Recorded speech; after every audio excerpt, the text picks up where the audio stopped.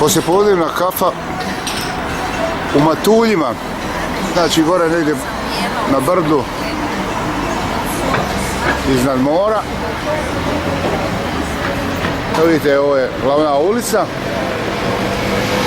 ali vrlo interesantnog naziva glavna ulica.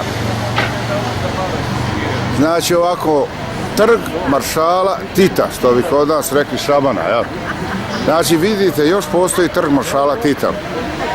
Evo ovdje, dole vidimo more.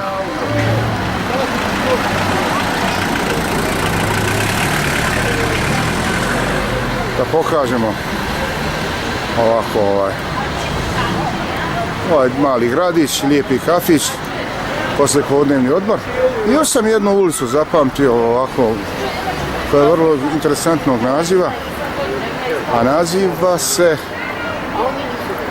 ulica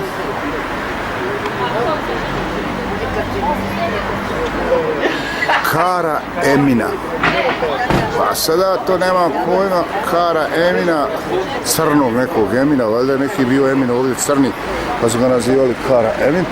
Još jednom ovako. Evo dole, tačno iznad mora, na ovoj kafi, poslijepodne.